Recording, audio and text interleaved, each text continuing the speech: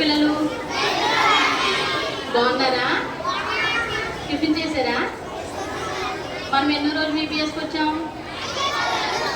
ఎన్నో రోజు? 5th day. మన థీమ్ ఏంటి? ప్రభువునకు తగినట్లు నడువు. కొలస్సీ 1:10. ఇంగ్లీష్లో ఏంటి? Walk worthy of the lord. సరే, మనము ఈ 2 రోజుల నుంచి ఎవరి గురించి నేర్చుకుంటున్నాం? ఎస్తేరు గురించి కదా. ఎస్తేరు విందుకు పిలిచింది కదా అహష్వేరోషు రాజుని, ఇంకెవరిని? హామానుని పిలిచిందా? ఒక రోజు విందుకెళ్ళి వచ్చారు కదా. ఇప్పుడు నుంచి స్టార్టింగ్ ఏంటంటే 2వ రోజు విందు. 2వ రోజు ద్రాక్షరస విందంట.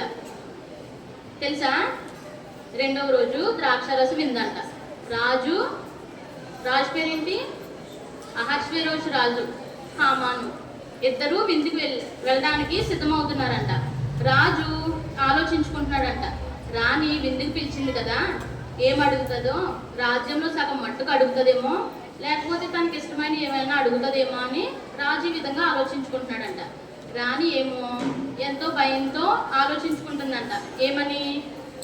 రాణి యూదా జనులు హామాను చంపడానికి చూస్తున్నాడు కదా, అది ఎప్పుడు? 12వ నెల 13వ తారీఖున చంపడానికి హామాను చూస్తున్నాడు. అవునా? తెలీదా మీకు? నిన్న చెప్పారు కదా ఆంటీ, చెప్పారా? 12వ నెల 13వ తారీఖున చెప్పండి. 12వ నెల 13వ తారీఖుని చంపడానికి చూస్తున్నాడని రాణి ఎంతో భయంతో ఈ విధంగా ఆలోచించుకుంటుంది. హామాన్ ఏమో ఎంతో దుఃఖంలో ఉన్నాడు. ఆ రోజు వచ్చింది, వెళ్ళారు. వెళ్ళిన తర్వాత రాజు అడుగుతున్నాడు రాణిని, ఏమని? ఎస్తేరు, రాణి నీ విజ్ఞాపన ఏమిటి అని అడుగుతున్నాడంట. అడుగుతుంటే రాణి ఎంతో భయపడింది. రాజు అంటే మరి ఎవరికైనా భయమే కదా. భయపడి చెప్తుందంట, రాజా నీ దృష్టికి నేను దయ పొందిన దానినైన ఎడల నా మనవిని ఆలకించుము అంటుందంట. రాజు సరే అన్నాడంట. అప్పుడు రాణి ఈ విధంగా చెప్తుందంట, నేను నా యూదా జనులు అమ్మబడిన వారు, మేము దాసులముగా కానీ దాసురాండ్రముగా కానీ అమ్మబడిన ఎడల మౌనముగా ఉంటాం. కానీ మమ్మను మా విరోధి అయిన అపవాది సంహరించాలని చంపాలని చూస్తున్నాడు అని చెప్తుందంట. రాజుకి ఏమీ అర్థం కాలేదంట. అసలు రాణి యూదురాలను కూడా రాజుకి తెలీదు. ఏంటి విధంగా మాట్లాడుతుంది అని అడిగినప్పుడు, ఈ కార్యాన్ని పూనుకున్న వాడెవరు అని రాజు అడిగాడంట ఎస్తేరు. అడిగినప్పుడు ఎస్తేరు వెంటనే హామాన్ కూడా విందుకు వచ్చాడు కదా, హామాను చూపించి, దుష్టుడైన ఈయనే హామాను మమ్మల్ని చంపాలని చూస్తున్నాడు అని చూపించిందంట ఎస్తేరు.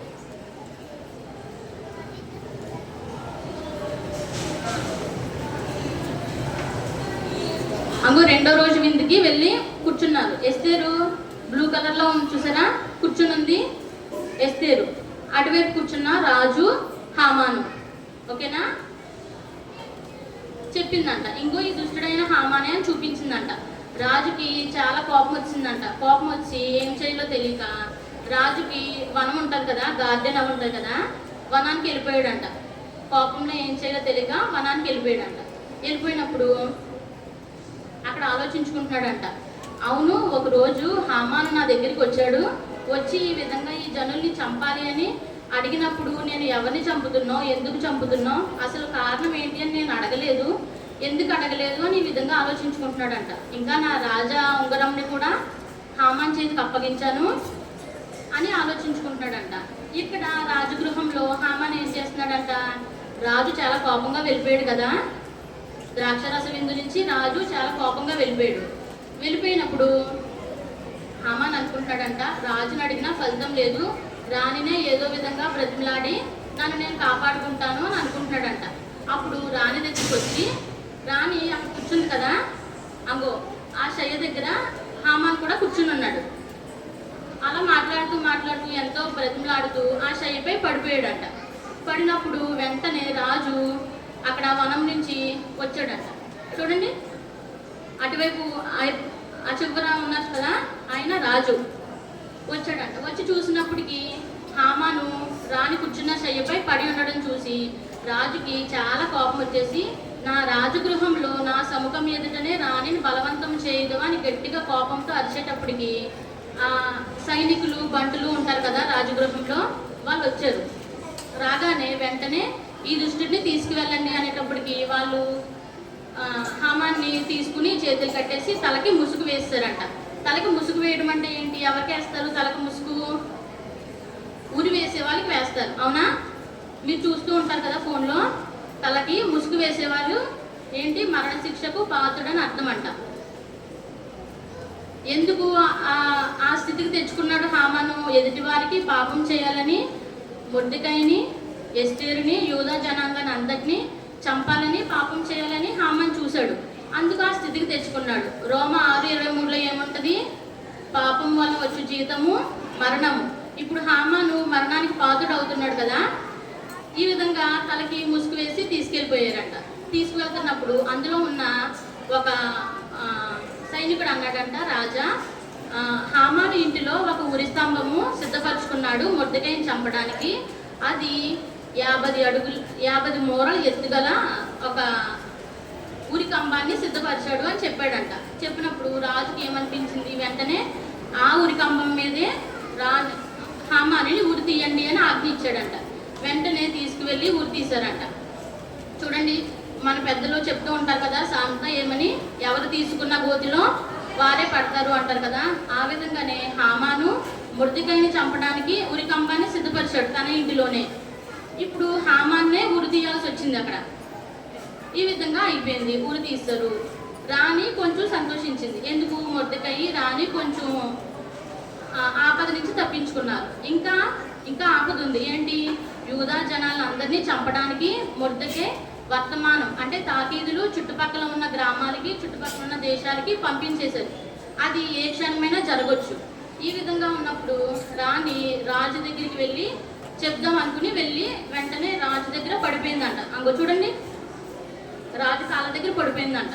రాజు దగ్గరికి ఎవరు పడితే అలాగా, ఎప్పుడు పడితే ఎప్పుడు, వాళ్ళ రాణి అయినా సరే ఎవరైనా సరే వెంటనే వెళ్ళకూడదు. వెళ్ళి నుంచున్నప్పుడు రాజదండము వాళ్ళ వైపు చూపిస్తేనే వెళ్ళాలి. అలా పడుకుని ఉన్నప్పుడు రాజాజ్ఞ మారకూడదు కదా. వెంటనే రాజు దండాన్ని రాణి వైపు చూపిస్తాడంట. అప్పుడు లేచి నుంచుంటుందంట. చూడండి, అంగో లేచి నుంచుంటుంది. అప్పుడు చెప్తుంది ఏమని? రాజా, పారశీకపు వారికి హామాను తాకీదులు పంపించాడు. తాకీదులు అంటే ఏంటి? లెటర్. అది రాజ ఉంగరం గల ముద్రతో పంపించాడు, కానీ అది ఎవరు మార్చకూడదు. ఆ లెటర్ మీద రాజ ఉంగరపు ముద్రను వేస్తే అది ఎవ్వరూ మార్చలేరు. ఇంకా అది ఖచ్చితంగా జరగాల్సిందే. కానీ మరి యూదా వెంటనే జరిగిపోద్ది కదా. యూదుల్ని చంపడానికి సిద్ధమైపోతారు. వాళ్ళని చంపి వారి ఆస్తుల్ని, వారి గృహాన్ని ఆ పారశీకపు వారు స్వాధీనం చేసుకోవాలని చూస్తున్నారు. మీరు ఏదైనా చెయ్యండి అని బ్రతిమాలడానికి వచ్చిందంట. అప్పుడు రాజు ఏం చేశాడు? రాజు ఉంగరాన్ని తీసి మొర్దెకైకి ఇచ్చాడంట. మొర్దెకైకి, ఎస్తేరుకి ఇచ్చి, మీరే రాజా ఉంగరపు ముద్రపు గల ఒక తాకీదుని సిద్ధపరిచి మీరే పంపండి, మీకు ఇష్టమైనట్టు చేయండి అన్నాడంట. అన్నప్పుడు మొర్దెకై రాణి ఎంతో సంతోషించారంట. సంతోషించి అది తాకీదులు మరలా రాయించి, రాసేవారు రాజగృహంలో రాసేవారు ఉంటారు, తాకీదులు రాసేవారు కూడా ఉంటారు. వాళ్ళని తీసుకువచ్చి రాయించి మరలా వెంటనే పంపాలని చూస్తున్నాడంట. చూడడానికి మరి ఇప్పుడైతే మనకి ఫోన్స్ ఉన్నాయి, టీవీలు ఉన్నాయి, చాలా పరికరాలు ఉన్నాయి కదా. అప్పుడైతే ఏమీ ఉండేవి కాదు. చాలా రోజులు పట్టేదంట ఎక్కడికైనా వెళ్ళాలంటే. కాలినడకన వెళ్ళాలంట, లేకపోతే గుర్రముల మీద, ఒంటెల మీద వెళ్ళాల్సి వచ్చేదంట. ఆ విధంగా రాజు మొర్దెకై చాలా తొందరపడి ఆ గుర్రము నడిపేవారిని, ఒంటెల మీద వెళ్ళేవారిని చాలా తొందరగా పంపాలని వాళ్ళు సిద్ధపరిచాడంట. వారిని సిద్ధపరిచినప్పుడు సమయం లేదు, కానీ ఎంతో తొందరగా సమయం ఉన్నంతలోనే మనము చక్కబెట్టుకోవాలి. మనకి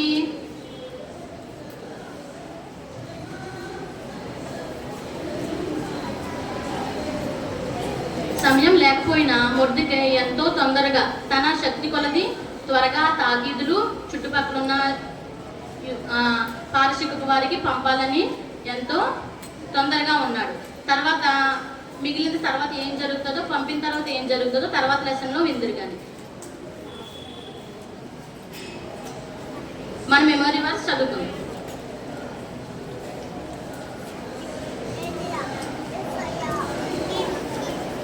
ప్రభువైన యేసునందు విశ్వాసముంచుము, అప్పుడు నీవును నీ ఇంటివారును రక్షణ పొందుదురు. ఆయన యందు మనం విశ్వాసం ఉంచితే మన ఇంటివారును మనమును రక్షణ పొందు.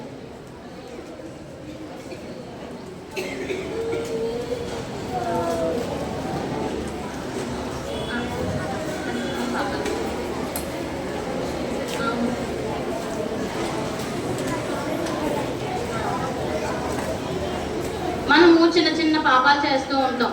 ఏంటి, మన ఫ్రెండ్స్ దగ్గర చిన్న చిన్న వస్తువులు దొంగిలిస్తూ ఉంటాం, వాళ్ళు గిల్లుతూ గిచ్చుతూ వాళ్ళని కొడుతూ ఉంటాం కదా. అటువంటి పాపాలు మీరు ఎప్పుడూ చేయకూడదు. అవునా? మీరు వేసే బిడ్డలు కదా, అవునా కదా?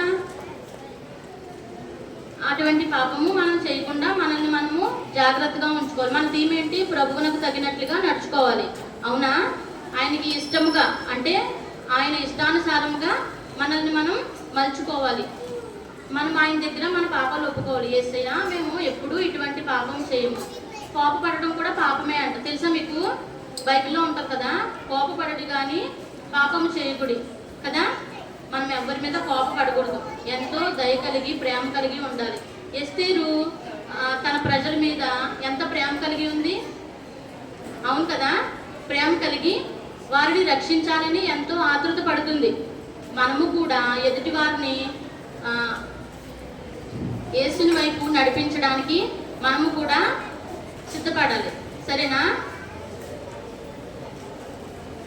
ప్రభువైన యేసునందు విశ్వాసం ఉంచుము, అప్పుడు నీవును నీ ఇంటి వారును రక్షణ పొందుదురు.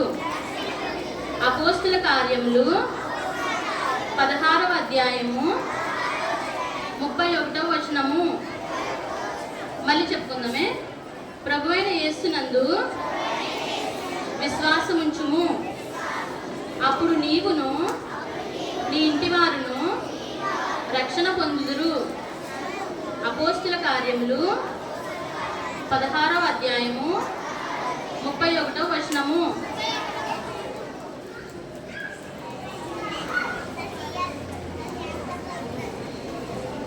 ప్రేర్ చేసుకుందాం. మోకాలేండి.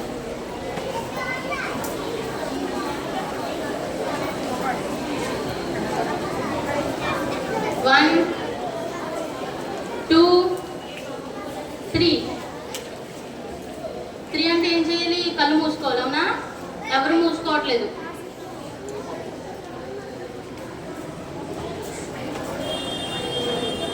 నా వెనక చెప్తారా? నేను చెప్తాను. యేసయ్య మమ్ములను దీవించండి. మేము మా ఫ్రెండ్స్ దగ్గర, మా ఇంటిలో ఎవరితోనైనా తప్పుగా ప్రవర్తించిన, ఎవరితోనైనా కోపముగా మాట్లాడిన మమ్మలను క్షమించండి. ఎస్తేరు వలె ప్రేమ కలిగి ఉండేటట్లు మమ్మలను సిద్ధపరచండి. మాలో ఉన్న ప్రతి ఒక్క అల్లరి కార్యములను ఇప్పుడే తీసివేయండి. మేము మీకు తగినట్లుగా నడుచుకునేటట్లు మమ్మలను సిద్ధపరచండి. యేసునామంలో అడిగి వేడుకొనుచున్నాము తండ్రి. ఆమేన్.